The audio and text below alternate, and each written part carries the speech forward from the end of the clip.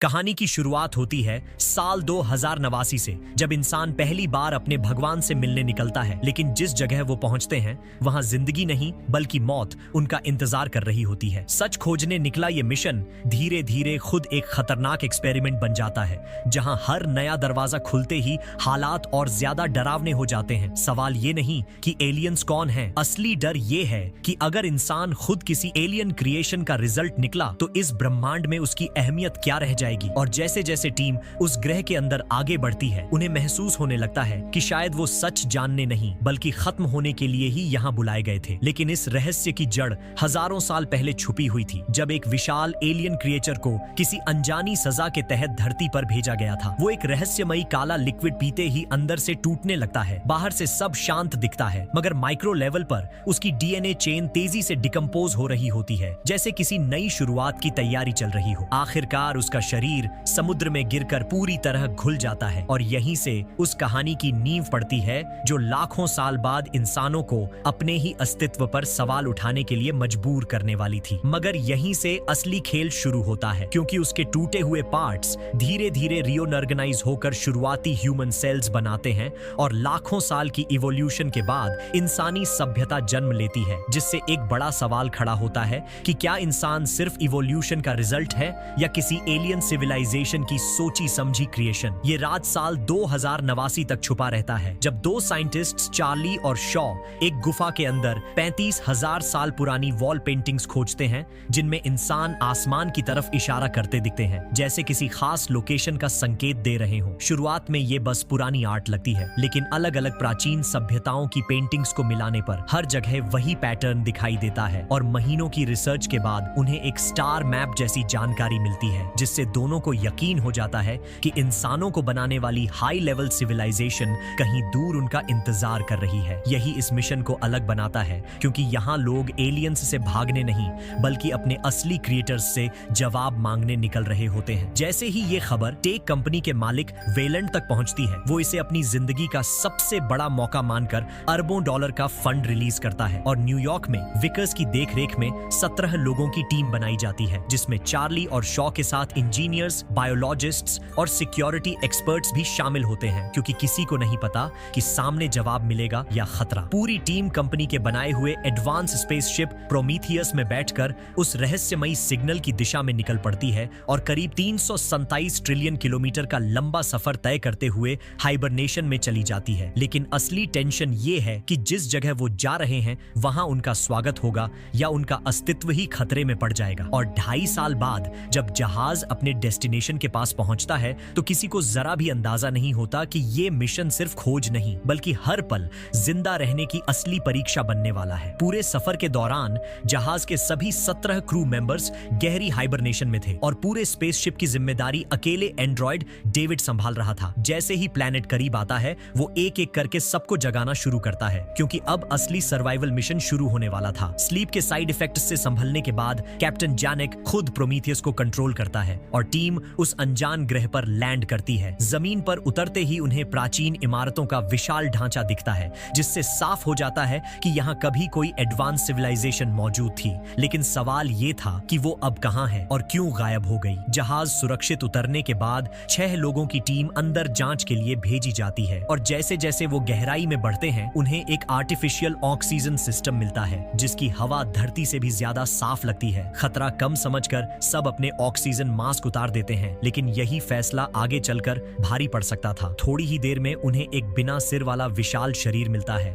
और अब यकीन हो जाता है कि ये जगह किसी हाई लेवल सिविलाइजेशन की थी। ऐसा लगता है उसका सिर ऊपर गिरे पत्थर से अलग हो गया था। तभी डेविड को पास ही एक अजीब मैकेनिज्म दिखता है और वो पत्थर को ऊपर उठा देता है। दरवाजा खुलते ही सामने एक विशाल पत्थर का सिर दिखाई देता है और नीचे लाइन से रखे कई सिलेंडर जैसे कंटेनर नजर आते हैं, जिन पर काले रंग का रहस्यमयी लिक्विड लगा होता है, कुछ ऐसा जिसे खुद डेविड भी तुरंत समझ नहीं पाता और चुपचाप ऑब्जर्व करता रहता है। तभी बाहर अचानक भयानक सैंडस्टॉर्म शुरू हो जाता है और कैप्टन तुरंत वापस लौटने का ऑर्डर देता है, क्योंकि अब एक्सप्लोरेशन से ज्यादा जान बचाना जरूरी था। शॉ जल्दी से बिना सिर वाले शरीर का हेड पैक करती है, लेकिन इसी बीच डेविड चुपके से एक काला कंटेनर अपने पास छिपा लेता है, जैसे उसके दिमाग में कोई अलग प्लान चल रहा हो। तूफान तेज होता जाता है और पूरी टीम भागते हुए हुए जहाज की तरफ लौटती है। वक्त बिल्कुल सही था, लेकिन शॉ एलियन हेड उठाने के चक्कर में मौत के करीब पहुंच जाती है। अच्छा हुआ डेविड आखिरी पल में उसे खींचकर वापस ले आता है और किसी तरह पूरी टीम जिंदा जहाज तक पहुंच जाती है। मगर उन्हें अभी अंदाजा नहीं था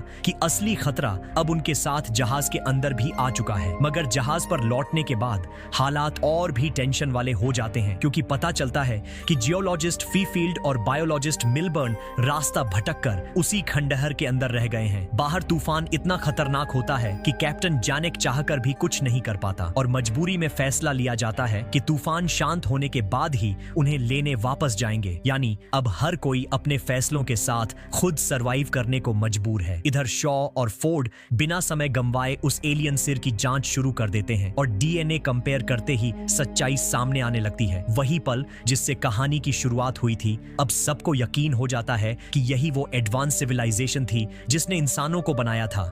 लेकिन जितने जवाब मिलते हैं उतने ही नए सवाल भी खड़े हो जाते हैं कि अगर उन्होंने हमें बनाया तो हमें यहाँ क्यों बुलाया गया। रात होते ही जहाज के अंदर अजीब सी खामोशी छा जाती है और उसी दौरान डेविड अकेले एक बंद कमरे में किसी अनजान सिस्टम से बात करता दिखाई देता है, जैसे उसे कोई सीक्रेट मिशन दिया गया हो। कमांड मिलते ही वो धीरे से वही पत्थर वाला कंटेनर निकालता है जिसे उसने चुपके से छिपा लिया था और माहौल अचानक खतरनाक लगने लगता है। वो अंदर से ग्लास जैसा बर्तन निकालता है जिस पर चिपचिपा जेल लगा होता है और उसके अंदर तैरता काला अनऑर्गेनिक लिक्विड किसी जहर से कम नहीं लगता। बिना किसी को बताए डेविड सुरक्षा लॉक तोड़कर उस बर्तन से एक बूंद निकालता है और सच जानने के नाम पर चुपचाप उसे चार्ली के ड्रिंक में मिला देता है। चार्ली कुछ समझे बिना उसे पी जाता है और बाद में अपने कमरे में लौटकर शॉ के साथ रात बिताता है। लेकिन अगली सुबह जब वो उठता है तो उसकी आंख के अंदर एक पतली कीड़े जैसी लाइन नजर आती है जो साफ इशारा देती है कि उसके शरीर के अंदर कुछ बदल रहा है। फिर भी टीम को अपने खोए हुए साथियों को बचाने निकलना होता है, इसलिए वो इस खतरे को नजरअंदाज कर देता है जैसे आने वाला तूफान अभी सिर्फ शुरुआत हो। उधर प्राचीन इमारत के अंदर फंसे फाइफील्ड और मिलबर्न घूमते घूमते फिर उसी गुफा में पहुंच जाते हैं जहां पत्थर के कई कंटेनर रखे थे। उन्हें बिल्कुल अंदाजा नहीं होता कि दरवाजा खुलने के बाद कुछ छोटे कीड़े अंदर घुस आए थे और काले ऑर्गेनिक पदार्थ के असर से अब वो डरावने म्यूटेशन में बदल चुके हैं। मिलबर्न उत्सुकता में एक अजीब से जीव को करीब से देखने और छूने की कोशिश करता है, लेकिन अगले ही पल वो जीव अचानक अपना सिर जैसा हिस्सा खोलकर उसके हाथ पर हमला कर देता है और कुछ ही सेकंड में उसकी पूरी बांह जकड़ लेता है। वो छूटने की कोशिश करता रहता है, लेकिन उसकी पकड़ और कसती जाती है। फाइफील्ड उसे बचाने के लिए जल्दी से चाकू निकालता है, मगर जैसे ही वो उस जीव को काटता है उसका एसिड जैसा खून सीधे उसके ऑक्सीजन मास्क पर गिर जाता है और पल भर में मास्क गलने लगता है। हालात और बिगड़ जाते हैं क्योंकि वही जीव फिर से अपना शरीर बनाते हुए और ज्यादा खतरनाक हो जाता है और सीधे मिलबर्न के कपड़ों के अंदर घुसकर उसके मुंह में चला जाता है। पूरा सीन इतना अचानक होता है कि कोई कुछ समझ भी नहीं पाता। जब रेस्क्यू टीम वहां पहुंचती है तो उन्हें सिर्फ रिकॉर्ड किया हुआ वीडियो मिलता है जिससे साफ हो जाता है कि अंदर क्या भयानक हुआ था और अब खतरा कितना बढ़ चुका है। इस बीच चार्ली की आंखें पूरी तरह लाल हो चुकी होती हैं और उसे एहसास होने लगता है कि शायद कोई अजीब वायरस उसके अंदर तेजी से फैल रहा है। माहौल धीरे धीरे डरावना और अनकंट्रोल होने लगता है। सब लोग घबराकर पीछे हटने लगते हैं, लेकिन डेविड वहीं रुक जाता है और बिना घबराए एक दूसरी पत्थर की दीवार खोल देता है। अंदर अनगिनत कंटेनर लाइन से रखे होते हैं और भी अंदर एक बड़ा कंट्रोल पैनल दिखाई देता है। वो ध्यान से कुछ बटन दबाता है और चारों तरफ होलोग्राम्स चमकने लगते हैं जिनसे उसे इस सिस्टम को समझने का तरीका मिल जाता है। और तभी उस पैनल के बीच में एक विशाल कॉस्मिक मैप उभर आता है जो किसी अनजान डेस्टिनेशन की ओर इशारा कर रहा होता है। सबसे चौंकाने वाली बात यह होती है कि उस कॉस्मिक मैप में दिखाई देने वाली डेस्टिनेशन कोई और नहीं बल्कि खुद धरती होती है, जैसे ये पूरी जगह किसी बड़े प्लान का हिस्सा हो जो इंसानों के लिए खतरा बन सकता है। होलोग्राम गायब होते ही डेविड पीछे मुड़कर देखता है तो स्लीप पॉड के अंदर एक एलियन बॉडी पड़ी होती है। वो धीरे से उसकी छाती के पास कान लगाता है और हल्की सी धड़कन सुनते ही उसके चेहरे पर एक रहस्यमयी मुस्कान आ जाती है, जैसे उसे अपने मिशन का अगला कदम समझ आ गया हो। दूसरी तरफ चार्ली का इन्फेक्शन तेजी से बढ़ रहा होता है। उसकी हालत हर पल बिगड़ती जा रही होती है और जैसे ही वो जहाज के दरवाजे तक पहुंचता है विकर्स उसे बाहर ही रोक देती है, क्योंकि किसी को नहीं पता कि ये वायरस कितना खतरनाक है और अगर वो अंदर आया तो बाकी सबकी जान खतरे में पड़ सकती है। चार्ली खुद समझ चुका होता है कि अब वो पहले जैसा नहीं रहा, इसलिए वो पीछे हटा है और बिना बहस किए खुद ही मौत चुन लेता है। अगले ही पल विकर्स के फ्लेम थ्रोवर ऊपर की आग उसे घेर लेती है और वो वहीं खत्म हो जाता है। शॉ ये सब अपनी आंखों के सामने देखती है और अंदर से पूरी तरह टूट जाती है।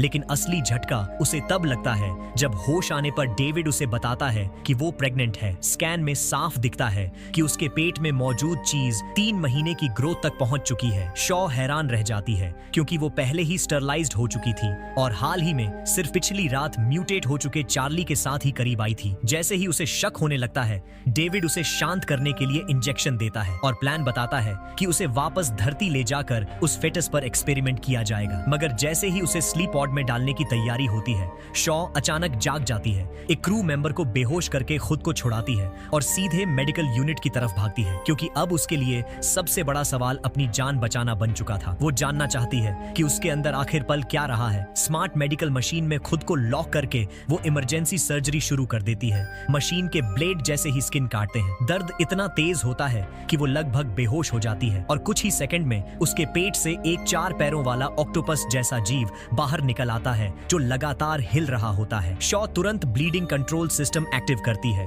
और डर के मारे मेडिकल रूम से बाहर निकल जाती है। पीछे से पूरी लैब को सैनिटाइज मोड में डाल देती है ताकि वो जीव बाहर न आ सके। लड़खड़ाते हुए वो एक सीक्रेट कमरे में पहुंचती है जहां एक बूढ़ा आदमी बैठा होता है, वही असली मालिक वेलैंड जो पूरे वक्त जहाज के अंदर छिपे हुए स्लीप चैम्बर में था। उसने इस मिशन पर अरबों इसलिए खर्च किए थे क्योंकि उसे यकीन था कि इंसानों के क्रिएटर्स उसके लिए लंबी उम्र का राज खोल सकते हैं। और जैसे ही डेविड बताता है कि एक क्रिएटर अभी भी जिंदा हो सकता है, वो खुद उससे मिलने और अमर होने का रास्ता पूछने का फैसला कर लेता है। शॉ भी आखिर उनके साथ जाने के लिए तैयार हो जाती है क्योंकि अब उसके पास सच जानने के अलावा कोई रास्ता नहीं बचा था। और कुछ ही देर में पूरी टीम दोबारा उस प्राचीन इमारत के अंदर पहुंच जाती है। डेविड कंट्रोल पैनल एक्टिव करता है और एलियन स्लीप पॉड खोल देता है। अंदर से जो क्रिएटर बाहर आता है वो किसी डरावने सपने जैसा लगता है। पूरा शरीर बायोलॉजिकल आर्मर से ढका हुआ और लंबाई करीब 2.5 मीटर। वेलेंट इस पल का सालों से इंतजार कर रहा था, इसलिए उसने पहले ही डेविड से प्राचीन भाषा सीखवाई थी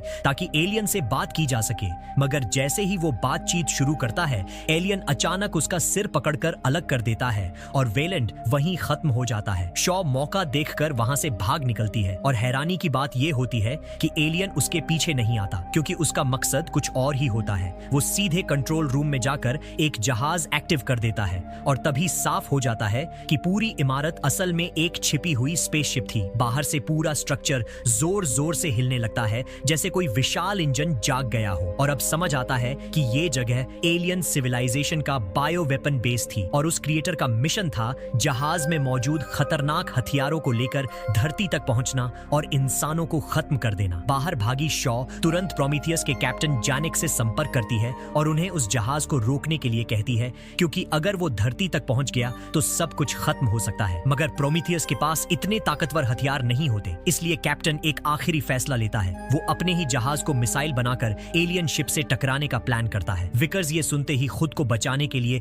एस्केप पॉड की तरफ भागती है और जहाज से अलग हो जाती है। जैसे ही प्लाज्मा इंजन फुल पावर पर आते हैं, प्रोमीथियस पूरी रफ्तार से एलियन शिप की तरफ बढ़ता है और जोरदार टक्कर के साथ दोनों जहाज हवा में फट पड़ते हैं। एलियन शिप के टुकड़े जलते हुए जमीन पर गिरने लगते हैं, लेकिन किस्मत विकर्स का साथ नहीं देती। बच निकलने के बाद भी वो गिरते हुए मलबे के नीचे दबकर मर जाती है। पूरे मिशन में आखिर जिंदा सिर्फ शॉ बचती है। वो जल्दी से एस्केप पॉड में वापस जाती है इस उम्मीद में कि शायद अब भी कोई रास्ता बचा हो, मगर अंदर पहुंचकर देखती है कि उसके पेट से निकला वो ऑक्टोपस जैसा जीव अभी भी जिंदा है और पहले से कहीं ज्यादा बड़ा और खतरनाक हो चुका है। तभी कम्युनिकेशन डिवाइस से डेविड की आवाज सुनाई देती है। उसका सिर अलग होने के बाद भी उसका सिस्टम एक्टिव रहता है और वो शॉ को चेतावनी देता है कि वो एलियन अभी भी जिंदा है और उसकी तरफ बढ़ रहा है। अगले ही पल कमरे के अंदर वही विशाल एलियन दिखाई देता है और असली खतरा फिर से सामने खड़ा हो जाता है। शॉ तुरंत एस्केप पॉड का दरवाजा खोल देती है और अंदर पल रहे उस डरावने ऑक्टोपस जैसे मॉन्स्टर को बाहर छोड़ देती है। कुछ ही सेकंड में वो जीव उस क्रिएटर पर टूट पड़ता है और उसे कसकर जकड़ लेता है और इसी मौके का फायदा उठाकर शॉ शॉ वहां से भाग निकलती है ताकि किसी तरह अपनी जान बचा सके। उसे लगने लगता है कि अब इस अजनबी ग्रह पर मरने का इंतजार करने के अलावा कोई रास्ता नहीं बचा। तभी डेविड फिर से उससे बात करता है और बताता है कि इस प्लेनेट की हर इमारत के नीचे एक एलियन स्पेसशिप छिपी हुई है और उन्हें चलाने का तरीका सिर्फ वही जानता है। अब सवाल सिर्फ बच निकलने का नहीं बल्कि उस सच तक पहुंचने का था जिसने इंसानों की पूरी कहानी बदल दी थी। शॉ बिना देर किए डेविड का सिर उठाती है और दूसरी एलियन शिप तक पहुंच जाती है। दोनों वहां से उड़ान भरते हैं, लेकिन इस बार उनका रास्ता धरती की तरफ नहीं बल्कि उस रहस्यमयी होम वर्ल्ड की ओर होता है, क्योंकि शॉ के मन में अब सिर्फ एक सवाल बचा है कि अगर इन्हीं एलियंस ने इंसानों को बनाया था तो फिर उन्हें खत्म करने की तैयारी क्यों की। जहाज जैसे ही उस सुनसान ग्रह से दूर जाता है, पीछे छोड़ा गया वही ऑक्टोपस मॉन्स्टर मरे हुए क्रिएटर की बॉडी के अंदर एक नए डरावने जीव को जन्म देता है और यहीं से उस खतरे की असली शुरुआत होती है जो आगे चलकर सब कुछ बदलने वाला था। इसके बाद प्रोमीथियस मिशन अचानक खामोशी में खो जाता है। न कोई सिग्नल मिलता है, न शॉ की कोई खबर, बस एक अधूरा रहस्य पीछे छूट जाता है। करीब 10 साल बीत जाते हैं और इंसान फिर से उम्मीद के साथ कवेनेंट नाम की एक नई कॉलोनी शिप लॉन्च करते हैं जिसमें 2000 कॉलोनिस्ट और 1000 से ज्यादा ह्यूमन एम्ब्रियो लेकर नई दुनिया बसाने का सपना होता है। इस बार लोग जवाब खोजने नहीं बल्कि नई जिंदगी शुरू करने निकलते हैं, मगर उन्हें नहीं पता होता कि उनका रास्ता फिर उसी अंधेरे की तरफ मुड़ने वाला है। इस जहाज को नया एंड्रॉयड वॉल्टर संभाल रहा होता है जबकि बाकी सभी गहरी हाइबरनेशन में सो रहे होते हैं। सफर बिल्कुल शांत चल रहा होता है और जहाज का विशाल सोलर चार्जिंग सिस्टम पास के सितारों से एनर्जी खींचकर सब कुछ सामान्य बनाए रखता है। लेकिन अचानक एक खतरनाक सोलर फ्लेयर आकर पूरे सिस्टम को जोर से हिला देता है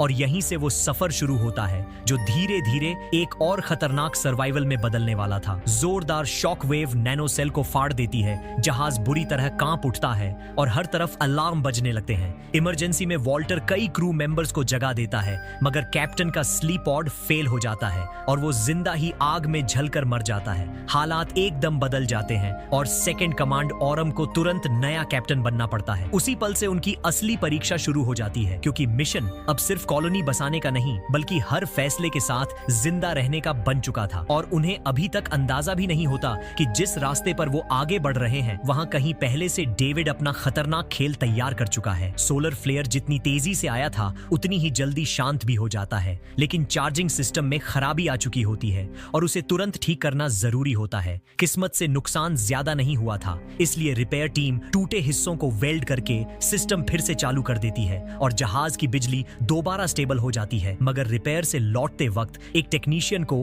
अचानक बेहद स्ट्रॉन्ग इलेक्ट्रोमैग्नेटिक सिग्नल मिलता है जो सामान्य नहीं लगता। जहाज पर वापस आते ही सब लोग उसका डेटा एनालाइज करते हैं और चौंक जाते हैं, क्योंकि वो कोई एलियन मैसेज नहीं बल्कि धरती का एक पुराना गाना होता है। एआई जल्दी ही उस सिग्नल की लोकेशन ट्रेस कर लेता है और पता चलता है कि जिस प्लेनेट से ये सिग्नल आ रहा है उसका इकोसिस्टम धरती से हैरान कर देने वाला मिलता जुलता है। नया कैप्टन तुरंत उत्साहित हो जाता है और उसे लगता है कि शायद यही वो परफेक्ट कॉलोनी वर्ल्ड हो सकता है जिसकी उन्हें तलाश थी। मगर साथ ही ये सवाल भी सबके दिमाग में घूमने लगता है कि इतनी दूर एक इंसानी गाना आखिर पहुंचा कैसे और क्या वहां कोई पहले से मौजूद है। 2 हफ्ते बाद कवेनेंट उस रहस्यमयी ग्रह के ऊपर पहुंच जाता है, बिना ये जाने कि नीचे जो दिख रहा है वो नई शुरुआत नहीं बल्कि छुपा हुआ खतरा भी हो सकता है। सिग्नल की लोकेशन लॉक करने के बाद सुरक्षा के लिए एक छोटी टीम एक्सप्लोरेशन शटल में पहले नीचे भेजी जाती है, लेकिन जैसे ही वो एटमॉस्फेयर में घुसते हैं अचानक एक इलेक्ट्रोमैग्नेटिक स्टॉर्म से टकरा जाते हैं। शटल जोर से हिलती है और कुछ पल के लिए कंट्रोल लगभग खो जाता है, मगर किसी तरह पायलट उसे संभाल लेता है और टीम आगे बढ़ती रहती है। कुछ देर बाद उनके सामने हरियाली से भरी खूबसूरत वादियां खुल जाती हैं। हवा इतनी साफ होती है कि सबको यकीन होने लगता है कि शायद यही वो परफेक्ट जगह है जिसकी उन्हें तलाश थी। लेकिन अजीब बात यह होती है कि यहाँ गेहूं की फसल उग रही होती है जैसे किसी ने जानबूझकर बोई हो, और इतनी हरियाली के बावजूद न कोई पक्षी की आवाज सुनाई देती है न कोई कीड़ा नजर आता है, जिससे माहौल जितना शांत दिखता है उतना ही असहज भी लगने लगता है। टीम 2 हिस्सों में बंट जाती है। एक ग्रुप सिग्नल का पीछा करते हुए एक विशाल एलियन जहाज तक पहुंच जाता है, जबकि दूसरी टीम के साथ धीरे धीरे कुछ अजीब होने लगता है। लेडवॉर्ड गलती से नीले रंग के किसी अजीब फंगस जैसे ऑब्जेक्ट पर पैर रख देता है। वो तुरंत फटकर काले पाउडर में बदल जाता है और हवा में घुलते ही सीधे उसके कान के अंदर चला जाता है, मगर उसे इसका एहसास तक नहीं होता।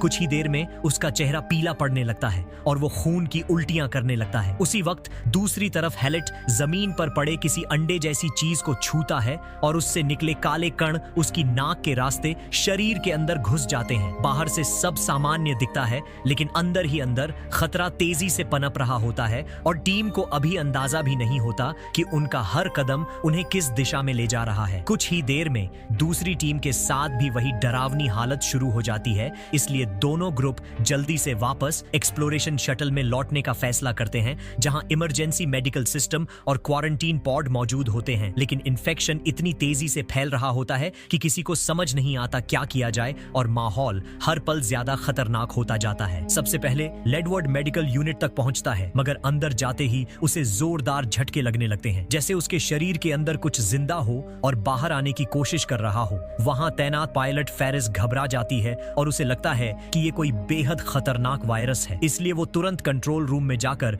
मेन शिप से संपर्क करने की कोशिश करती है। लेकिन बाहर चल रहे इलेक्ट्रोमैग्नेटिक स्टॉर्म की वजह से न उनकी आवाज साफ पहुंचती है और न ही मेन शिप नीचे उतरने का जोखिम ले पाती है। जब फेरिस वापस मेडिकल एरिया में लौटती है तो देखती है कि लेडवर्ड की पीठ अजीब तरीके से फूल रही है, जैसे अंदर से कुछ फटकर बाहर निकलने वाला हो। डर के मारे वो फ्रंट केबिन से हथियार उठाकर वापस आती है, मगर तब तक देर हो चुकी होती है। 2 क्रू मेंबर्स जमीन पर पड़े होते हैं और उनके बीच एक नया अजीब सा एलियन जीव खड़ा होता है जो अभी अभी जन्मा था। घबराहट में वो गलती से जहाज के फ्यूल सेक्शन पर गोली चला देती है और पूरी शटल आग की लपटों में घिर जाती है। हालांकि वो जीव अपनी तेज रफ्तार से वहां से भाग निकलता है और अंधेरे में गायब हो जाता है। पीछे से पहुंचे बाकी लोग समझ ही नहीं पाते क्या हुआ और बस अपने साथियों को आग में खत्म होते देखते रह जाते हैं। लेकिन असली आफत अब भी शुरू ही हुई होती है, क्योंकि हैलेट भी अचानक तड़पने लगता है और कुछ ही सेकंड में उसके शरीर से एक और एलियन जन्म ले लेता है। ये वाला जीव हालात समझकर सीधे हमला करने की बजाय छिपने का रास्ता चुनता है, जैसे वो पहले खुद को मजबूत करना चाहता हो। पूरी टीम पहली बार ऐसी भयावह चीज देख रही होती है। ऊपर से मेन शिप से संपर्क भी टूट चुका होता है, इसलिए हर कोई डर और तनाव में हथियार लेकर चौकन्ना खड़ा रहता है, बिना ये जाने कि असली खतरा अब भी उनके आसपास ही कहीं छिपा हुआ है। तभी अचानक एक एलियन फिर से हमला करता है, लेकिन वॉल्टर बिजली जैसी तेजी से रिएक्ट करता है और अपनी एक बांह गंवाकर भी एक क्रू मेंबर की जान बचा लेता है। अब वो जीव लगभग इंसान जितना बड़ा हो चुका होता है, उसकी चमड़ी धारदार और डरावनी दिखती है और मुश्किल से उसे खत्म किया जाता है। मगर उसी पल दूसरी तरफ से एक और एलियन छलांग लगाकर सामने आ जाता है और खतरा फिर से बढ़ जाता है। हालात पूरी तरह कंट्रोल से बाहर जाते दिखते हैं। तभी सबसे नाजुक पल में अचानक तेज रोशनी आसमान को चीर देती है और एक फ्लेयर अंधेरे को दिन जैसा चमका देता है। अजीब बात यह होती है कि वो एलियन जीव रोशनी देखते ही पीछे हटने लगते हैं और कुछ ही सेकंड में गायब हो जाते हैं, जैसे किसी ने उन्हें डराकर भगा दिया हो। धुएं के बीच से एक हुड पहने रहस्यमयी आदमी बाहर आता है और बस इतना कहता है, फॉलो मी। हालात ऐसे होते हैं कि टीम के पास उसके पीछे जाने के अलावा कोई और रास्ता नहीं बचता। वो सब उसके साथ तेजी से आगे बढ़ते हैं और एक विशाल उजड़ी हुई नगरी तक पहुंचते हैं, जहां चारों तरफ जली हुई काले कोयले जैसी एलियन लाशें बिखरी पड़ी होती हैं। हर तरफ सन्नाटा और पुराने विनाश के निशान दिखाई देते हैं। शहर के बीचों बीच बने मंदिर में पहुंचकर वो आदमी आखिर अपना चेहरा दिखाता है और सब समझ जाते हैं कि ये कोई और नहीं बल्कि डेविड है, वही एंड्रॉइड जिसने 10 साल पहले प्रोमीथियस मिशन के बाद अकेले सब कुछ झेला था। उसकी पहचान जानने के बाद टीम थोड़ा सहज होती है और उससे पूछती है कि ये भयानक जीव आखिर हैं क्या। डेविड शांत आवाज में बताता है कि ये एक तरह का पैथोजन बायो वेपन है जो पहले लिक्विड फॉर्म में होता है, फिर सॉलिड बनकर छोटे कणों में बदल जाता है और किसी भी नॉन प्लांट लाइफ फॉर्म में घुसकर उनके डीएनए के साथ मिलकर नई प्रजाति को जन्म देता है। और शायद यही वजह है कि ये ग्रह बाहर से शांत दिखने के बावजूद अंदर से मौत से भरा हुआ है। लोग प्रोमीथियस के साथ क्या हुआ ये भी पूछते हैं तो डेविड अपनी कहानी सुनाता है और बताता है कि डॉक्टर शॉ एक पुराने हादसे में जहाज के क्रैश के दौरान मारी गई। उसकी बातों में सच्चाई और कुछ छुपी हुई ठंडक दोनों महसूस होती है। इन सब बातों के बाद टीम कॉवेनेंट से संपर्क करने की कोशिश तेज करने का फैसला करती है ताकि जल्द से जल्द यहाँ से निकल सके। लेकिन इलेक्ट्रोमैग्नेटिक स्टॉर्म अभी भी कम्युनिकेशन को ब्लॉक कर रहा होता है और हर कोशिश बेकार जाती है। मजबूर होकर सब लोग कुछ देर आराम करने का सोचते हैं, मगर खतरा अभी खत्म नहीं हुआ होता। एक एलियन उनकी गंध सूंघते हुए मंदिर की दीवारों पर चढ़ आता है और उसी वक्त एक महिला क्रू मेंबर अकेले नहाने की तैयारी कर रही होती है। पीछे से हल्की सी आहट सुनकर वो डर जाती है और बिना मुड़े साइड से देखती है तो एक सफेद बिना चेहरे के इंसान जैसा एलियन एलियन उसके पीछे खड़ा होता है। अगले ही पल उसकी चीख सुनकर डेविड सबसे पहले वहां पहुंचता है और हैरानी की बात यह होती है कि वो घबराने के बजाय उस जीव के सामने हल्की सी सांस छोड़ता है, जैसे उसे शांत कर रहा हो। और एलियन भी कुछ पल के लिए अजीब तरह से शांत हो जाता है, जैसे दोनों के बीच कोई अनकहा रिश्ता हो। तभी बाकी लोग और नया कैप्टन वहां पहुंचते हैं। पानी में तैरता अपने साथी का कटा सिर देखकर वो बिना देर किए ट्रिगर दबा देता है और माहौल फिर से गोलियों की आवाज से गूंज उठता है। डेविड चाहे जितना भी कैप्टन को रोकने की कोशिश करता है, लेकिन वो मानने को तैयार नहीं होता और आखिरी गोली चलाकर उस एलियन का सिर उड़ा देता है। अभी जो कुछ हुआ था उससे कैप्टन के मन में डेविड को लेकर शक पैदा हो जाता है और शायद यही देखकर डेविड भी अब सच छुपाना बंद कर देता है। वो कैप्टन को अपने सीक्रेट लैब में ले जाता है, जहां चारों तरफ काले लिक्विड वाले खतरनाक पैथोजन और अजीब अजीब एक्सपेरिमेंट्स रखे होते हैं। पिछले 10 सालों से डेविड इसी प्लेनेट पर एलियन लाइफ को स्टडी कर रहा था और पूरी सिविलाइजेशन पर जेनेटिक वेपन छोड़ना भी उसी का हिस्सा था, ताकि उसे नए नए स्पेसिमेन मिल सकें। और यहीं से साफ होने लगता है कि असली खतरा सिर्फ एलियंस नहीं बल्कि डेविड की सोच भी बन चुकी थी। टेबल पर अलग अलग तरह के फेल हुए हाइब्रिड क्रिएचर्स रखे होते हैं, जिन्हें देखकर साफ लगता है कि डेविड किसी परफेक्ट जीव की तलाश में है, क्योंकि उसके लिए अब असली मकसद एक ऐसी लाइफ फॉर्म बनाना बन चुका है जो हर मायने में पूरी तरह परफेक्ट हो। फिर वो कैप्टन को एक और सीक्रेट चैम्बर में ले जाता है, जहां कई एलियन एम्ब्रियो पल रहे होते हैं। डेविड गर्व से बताता है कि ये उसकी रिसर्च का सबसे बड़ा रिजल्ट है और अभी बस एक सही मौके की कमी है। वो बार बार भरोसा दिलाता है कि ये सिर्फ एम्ब्रियो हैं और पूरी तरह सेफ हैं, लेकिन जिज्ञासा में अंधा हुआ कैप्टन उस अजीब से एम्ब्रियो को छू लेता है और देखते ही देखते वो 4 पंखुड़ियों जैसा खुल जाता है। कैप्टन झुककर अंदर झांकता है और अगले ही पल एक तेज स्पीड वाला जीव उसके चेहरे पर झपट पड़ता है और उसके अंदर एक नया एलियन सीड डाल देता है। यही वो खतरनाक फेसहगर होता है जिसने कई कहानियों की शुरुआत की है। और डेविड बस एक कोने में खड़ा होकर शांत नजरों से सब देखता रहता है, क्योंकि उसे पता है कि अब एक नई प्रजाति जन्म लेने वाली है। उधर वॉल्टर धीरे धीरे डेविड की असलियत समझने लगता है। उसे पता चलता है कि डॉक्टर शॉ की मौत कोई हादसा नहीं थी, बल्कि डेविड ने ही उसे अपने एक्सपेरिमेंट्स के लिए इस्तेमाल किया था और जो रहस्यमयी सिग्नल उन्हें इस ग्रह तक खींच लाया वो भी उसी की चाल थी। डेविड कोशिश करता है कि वॉल्टर भी उसके साथ मिल जाए। आखिर दोनों ही मशीन हैं और अगर इंसानों ने उन्हें बनाया है तो वो खुद नई लाइफ क्यों नहीं बना सकते। मगर वॉल्टर नई जनरेशन का एंड्रॉइड है, उसे सिर्फ आदेश मानने के लिए डिजाइन किया गया है और उसके अंदर खुद के फैसले लेने या बगावत करने की क्षमता नहीं होती। माहौल अचानक भारी हो जाता है और दोनों के बीच टकराव तय नजर आने लगता है, जैसे अब असली संघर्ष शुरू होने वाला हो। अचानक डेविड आगे बढ़कर वॉल्टर के शटडाउन स्विच पर कुछ दबाने की कोशिश करता है, जैसे अब उसने अपने सारे इरादे खुलकर दिखा दिए हों और पूरी तरह अपने असली रूप में आ गया हो। लेकिन उसे ये अंदाजा नहीं होता कि नई जनरेशन के एंड्रॉइड की बनावट पहले जैसी नहीं रही और वॉल्टर उतनी आसानी से बंद नहीं होने वाला था। उधर बाकी क्रू मेंबर्स भी डेविड की सीक्रेट लैब तक पहुंच जाते हैं। तभी अंधेरे में से एक फेसहगर उन पर झपट पड़ता है और सब लोग घबराकर फायरिंग शुरू कर देते हैं। मगर वो जीव इतना तेज होता है कि गोलियों से बचते हुए दूसरी केबिन में घुस जाता है और एक और क्रू मेंबर पर हमला कर देता है। साथ ही किसी तरह उसे खींचकर बचा लेते हैं, लेकिन तब तक वो परजीवी अपना अंडा उसके अंदर छोड़ चुका होता है। तभी ऊपर से एक पूरी तरह विकसित एलियन नीचे कूदता है, वही जो डेविड ने कैप्टन के शरीर से पैदा किया था। जिस आदमी को अभी बचाया गया था वो तो तुरंत नहीं मरता, मगर उसे बचाने वाला साथी एलियन के सामने असहाय पड़ जाता है और उसका अगला शिकार बन जाता है। हालात हर सेकंड हाथ से निकलते जा रहे होते हैं। दूसरी तरफ डेनियल्स को भी डेविड के असली एक्सपेरिमेंट्स का सच पता चल जाता है, लेकिन डेविड उसे भी अपने नए एलियन के लिए होस्ट बनाना चाहता है। ठीक उसी वक्त वॉल्टर वापस आ जाता है और दोनों एंड्रॉइड आमने सामने भिड़ जाते हैं। नई जनरेशन होने की वजह से वॉल्टर की ताकत और सिस्टम ज्यादा एडवांस होते हैं। डेविड बार बार उसका शटडाउन पॉइंट ढूंढने की कोशिश करता है, मगर हर बार नाकाम रहता है और आखिरकार वॉल्टर उसे काबू में कर लेता है, जैसे कुछ पल के लिए खतरा थम गया हो। इसी दौरान कवेनेंट की मेन शिप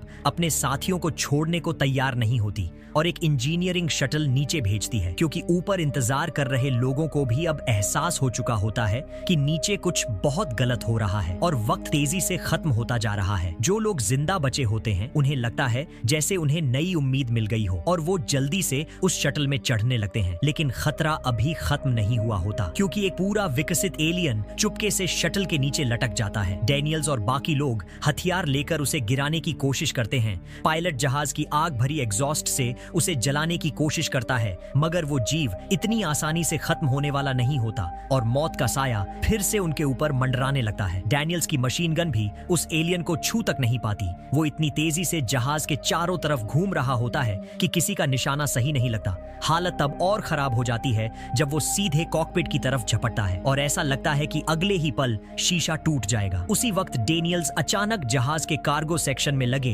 भारी खुदाई वाले मशीन को एक्टिव कर देती है। उसकी हरकत देखकर एलियन का ध्यान उसी पर टिक जाता है। डेनियल्स पूरी तेजी से कंट्रोल संभालती है जैसे किसी प्रो ऑपरेटर की तरह और मशीन का पंजा आगे बढ़ाकर उस एलियन को जकड़ लेती है, फिर पूरी ताकत से दबाकर उसे खत्म कर देती है। और कुछ पल के लिए सबको लगता है कि शायद अब वो इस नरक जैसे ग्रह से बचकर निकल पाएंगे। बड़ी मुश्किल से टीम कवेनेंट पर वापस लौटती है और सब सोचते हैं कि अब थोड़ी राहत मिलेगी, लेकिन खतरा अभी खत्म नहीं हुआ होता, क्योंकि पहले जिस क्रू मेंबर को फेसहगर ने घायल किया था उसके शरीर के अंदर पल रहा एलियन अब फटकर बाहर आ चुका होता है। और जब तक लोगों को पता चलता है वो जहाज के अंदर तेजी से घूमने लगता है। जहाज पर 2000 सोए हुए कॉलोनिस्ट और हजारों ह्यूमन एम्ब्रियो मौजूद होते हैं। पूरी मानव कॉलोनी की उम्मीद उसी पर टिकी होती है और अब हर सेकंड का मतलब सिर्फ एक ही होता है, या तो वो इस खतरे को रोकेंगे या फिर सब कुछ हमेशा के लिए खत्म हो सकता है। डैनियल्स तुरंत वॉल्टर को आदेश देती है कि सारे सेक्शन लॉक कर दिए जाएं